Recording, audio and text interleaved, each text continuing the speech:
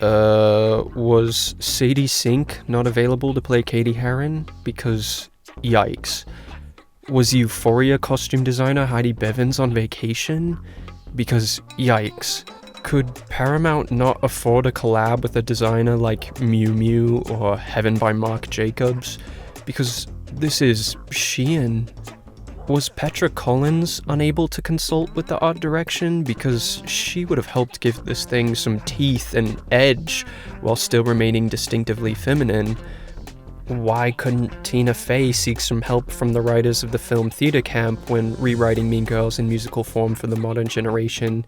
Because there's a lack of funny, clever, quotable new quips here, and it's overall very out of touch with the younger generation. So yeah, the new Mean Girls movie is as bad, if not worse, than what I was expecting from the trailer, and I went in with an open mind because I had heard some mildly positive reactions from some critics and people whose opinions I typically value. I gave it a shot, despite the awful, cheap-looking footage I had seen from the trailers that couldn't be good in any context. And yeah, it looked like shit, it sounded like shit, when Renee Rapp wasn't singing, of course, and it had me increasingly cringing and rolling my eyes. I've seen the original Mean Girls a billion times, and I know it like the back of my hand, so going into a new version of it, I'm inevitably going to be comparing it to the iconic classic original, but I'm also pretty good about being objective, open-minded, not letting my nostalgia get in the way of being able to acknowledge when some things are just as good or better than what I'm used to. And this is a musical, so it automatically sets it apart as something different rather than a straight remake. With that said, there is not one single moment, line, or character that exists in the original film that is stronger, funnier, or more effective in this one. Everything is inferior to a substantial degree, and if you don't think so, I urge you to watch the films back to back. All of the recycled dialogue and beats from the original film are delivered with significantly less impact in every sense. Comedic timing, sharpness, everything is a hollow rehash, lacking skill and thought. And there are also plenty of alternative moments and lines of dialogue in places where the original material could be seen as insensitive or outdated, but the new material does not come close to matching the level of wit, humor, bite, or quotability of the original, so instead of embracing the new stuff as something fresh to keep you on your toes, you just end up missing the old stuff. And speaking of all this correction of problematic elements from the original, this film goes way overboard to the point where the film feels so incredibly toothless and safe. Yeah, there are some outdated aspects of the original film that would not work in today's world. I absolutely am not one to cry that everyone is too soft these days and that everything is too woke. But holy smokes, this film is so tame. For example, in the original film, Janice calls Regina a scum-sucking road whore, and in the new film, she says, scum-sucking life ruiner. Huh? Okay, another example. In the original film, they use the term social suicide, which you can say, I promise. Olivia Rodrigo says it in her new song Ballad of a Homeschooled Girl. But I guess Tina Fey just is scared of getting cancelled or something, so what do they say instead in the new film? Social ruination? What the hell? Another example, in the original, Karen says to Katie, "If you're from Africa, why are you white?" Which humorously shows the character's ignorance. She's the butt of the joke. We're not supposed to process her ignorance as admirable or a positive thing to repeat. In the new film, she asks about petting a tiger or something, and it's really dumb. And also, in this version, Karen doesn't have ESP, with her breasts and can't predict the weather, so that was one of the most iconic things about her. It's just ridiculous how scared this movie is of even being perceived as a tad bit dangerous or edgy, and these are just a few examples, but seriously, you can't treat the term social suicide the same as all the slurs against minorities used in the original film. Yes, take out the stuff that is legitimately problematic, but don't extract all of the teeth. It's not mean enough. It's hardly mean at all. It's petty girls. It should be called petty girls. Okay, I guess now we can talk about the musical aspect. This thing was so embarrassed to be a musical that it had to constantly remind you that bursting out into song is unnatural and weird, instead of just committing. Let the audience who showed up to your musical movie wanting to see a musical movie see a musical movie, and let those who don't like musical movies not like musical movies. Don't try to desperately appeal to the musical naysayers or the Gen Z crowd by making every musical sequence have the vibe of a TikTok video and pointing to it and saying, it's weird that they're randomly singing, right? But look, it's just like a TikTok video, and TikTok videos are cool and trendy. No.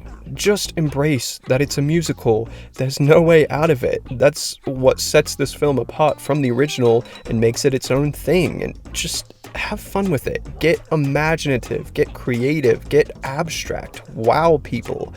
There are a few moments in some of the musical sequences that scratch the surface of that idea of going full out, but that's not enough.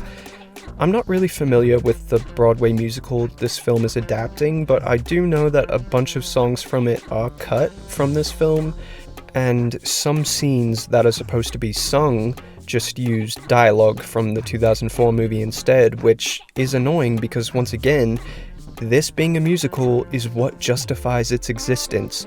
I don't expect every song from the stage production to be able to fit, but establish a musical world and have fun with it. Have the filmmakers ever seen Mamma Mia, Here We Go Again? Because they need to take notes. That's a film that knows what it is and is delicious because of it. I also think the music production on most of the songs is not very strong or interesting. Unlike many others, I do prefer a more contemporary sound rather than a Broadway sound, because this is a modern, trendy teen high school movie, but they could have pushed the sound to a less generic place. That brings me to one of the film's biggest fatal flaws, Angourie Rice as Katie. Look, I haven't ever had a problem with her in any of the other films she's been in, but she just has no business being in this role, or in this movie. Stop hiring non-singers in singing roles. Okay, I admit I'm a hypocrite because I just praised Mamma Mia, Here We Go Again, but in this case, it truly does take away from the film when the singing is unpleasant and heavily auto-tuned and emotionless, especially when the other lead is a powerhouse vocalist. Not only could Angourie Rice barely carry a tune, but I just didn't think she had that kind of spark to play the character of Katie, who we need to believe goes from outcast to queen bee. She's a pretty bland outcast, and I don't at all buy her as a queen bee. Sadie Sink needed to be in this role. She would have had a massive impact on this thing in a positive way. Okay, and while Angourie Rice is by far the most miscast character of the whole film, I don't really think anyone else was particularly strong in their respective roles either. Renee Rapp as Regina George is really the only one that belonged here, and even then she was underutilized. I wanted to see more of her. Bebe Wood was fine as Gretchen, but brought nothing special to the table and didn't deliver any of her iconic lines with the level of hilariously neurotic precision as Lacey Chabert did. Avantika as Karen was fairly likable, but she was trying way too hard to play dumb when Amanda Seyfried did it with such effortless ease. So my casting choices would be, for Gretchen, Olivia Rodrigo. She could embody the preppy, uptight, fragile essence of the character while not just doing an imitation of the original Gretchen. She'd bring something different to the table, and also, We'd all be much more eager to hear Gretchen's song What's Wrong With Me if it came from the mouth of Olivia Rodrigo. If not her, I also think Rachel Zegler would make an excellent Gretchen. For the role of Karen, I'd choose Halle Bailey. She just has that natural, soft, airy sweetness that would suit the character so well. I think she'd knock it out of the park. Alii Carvalho as Janice also didn't work for me, which is an unpopular opinion.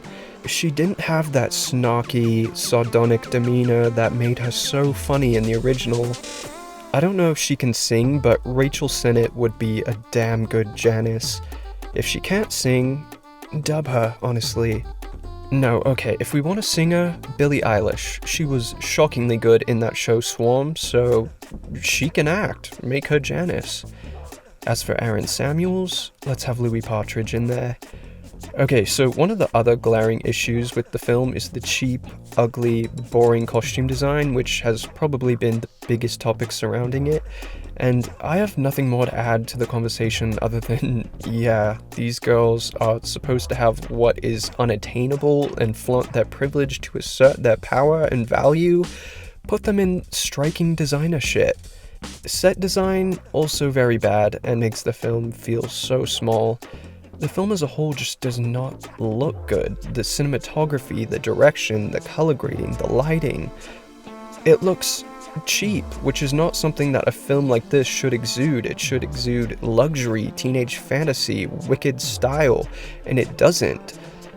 I think the Not My Fault music video has a much clearer idea of what the film should be and has better production values and a stronger vision.